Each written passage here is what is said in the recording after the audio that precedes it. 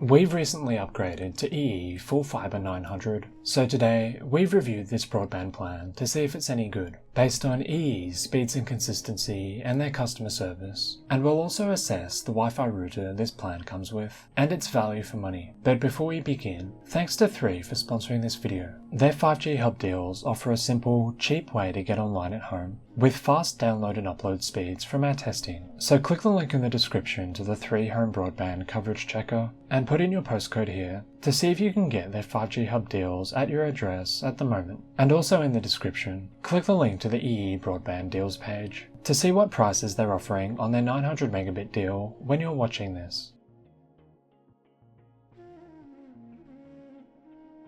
So EE Full Fibre 900 Essentials is their second fastest plan at the moment. They're one of the Openreach providers on the market that has a 1.6 gigabit plan as well, though it has essentially the same upload speed and is a lot more expensive. This plan ships with EE's Smart Hub Plus router at the moment, which we've talked more about a bit later in the video, and also have a dedicated review of on our channel if you want to check it out. But you can also choose to upgrade to EE's Wi-Fi 7 Smart Hub Pro router for an extra £12 a month when you buy Full Fibre 900. There's also a few other extras you can choose, but we didn't think they were worth it and haven't bought them. And the same goes for the Wi-Fi extender option, which we haven't needed at all, because the Smart Hub Plus performs well even in a fairly large house from our experience. EE also has quite a good range of cable TV options if you want, which you can stream through your broadband connection without the need to get a satellite dish installed. There are also discounted SIMs you can choose to buy with Full Fibre 900, though some of them have speed caps, which it's worth looking out for.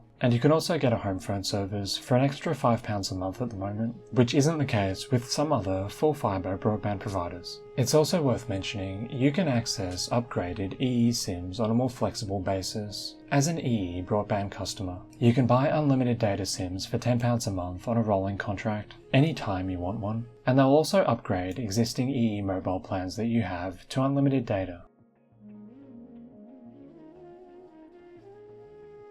So as the name implies, EE Full Fibre 900 Essentials comes with a 900 megabit download speed and 110 megabit upload speed. And it's also worth noting, it comes with a 700 megabit minimum speed guarantee, which is a fair bit higher than what you get with some other providers' 900 megabit deals. When testing with an Ethernet connection, we get about 900 to 920 megabits all the time, including in the evenings, and the upload speed matches what's advertised as well. We've never had to rely on the minimum speed guarantee, like we've never seen our wired speeds drop below 900 megabits, and our Wi-Fi speeds are really good as well, which we'll talk about more in the next section, with 2 pretty heavy internet users, often downloading game updates on Steam and that sort of thing. EE's 900 megabit plan offers plenty of bandwidth, but if you want to check how much speed you really need, you can use our internet speed needs calculator, which we've linked in the description. You just fill out some details about how many people are at home and how you use the internet, and once you press calculate, you'll get a rough idea of a minimum download and upload speed you might need.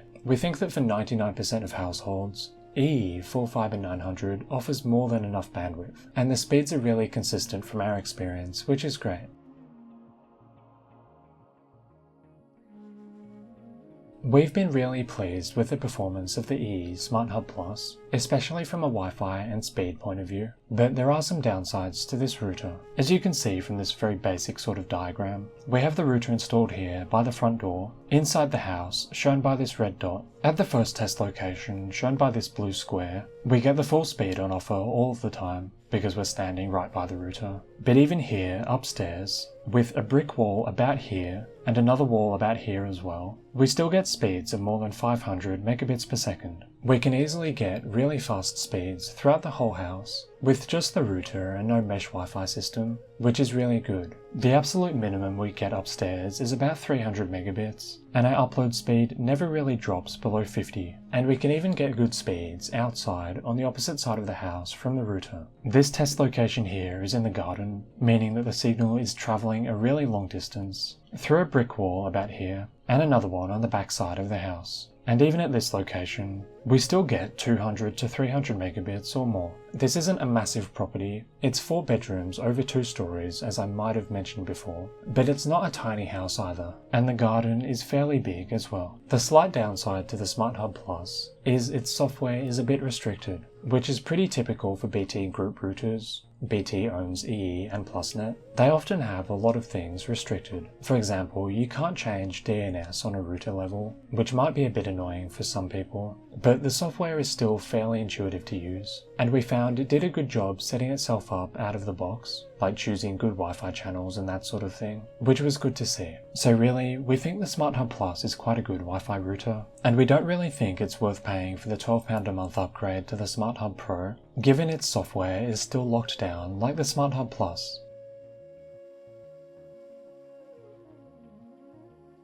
So to see if EE Full Fibre 900 is good value for money, let's compare its pricing to other providers on the market with a 900 megabit broadband deal. So as a baseline, EE Full Fibre 900 Essentials costs £38 a month when we're recording this, with the £4 a year annual price increase that's fairly typical for most big broadband providers in the UK. If we look at BT Broadband for comparison's sake, their plan is a bit cheaper at £36 a month, but it comes with a much worse Wi-Fi 5 router, which doesn't offer anywhere near as good Wi-Fi coverage from our testing. And if we look at Vodafone Broadband, their prices begin a bit lower than EE's, with a lower annual price increase, but do get more expensive on their Pro 3 plans, with a Wi-Fi 7 router and extender. So at the moment at least, EE Full Fibre 900 isn't the cheapest plan on the market, but we still think it offers good value for money, given how good its Wi-Fi signal is and how good its speeds are. But make sure to click the link in the description to the EE Broadband website and the BT and Vodafone websites, and put in your postcode on their coverage checkers to see which offers the best value at your address when you're watching this. We think EE Broadband's customer service is really good. When we've got in contact with them for billing related reasons, they've been quick to answer the phone, and we think they're UK based from what we can tell. Our service has been really consistent, so we haven't had the need for much technical support. And if we look at the broader data from Ofcom's customer satisfaction surveys, we can see that EE customers are the second most satisfied overall, 3% higher than the industry average, and second only to PlusNet. Speeds and consistency are both really good, and EE answers the phone in less than 3 minutes on average. So if you're concerned about choosing a broadband provider with good customer service, we think EE Full Fibre 900 Essentials is worth looking at.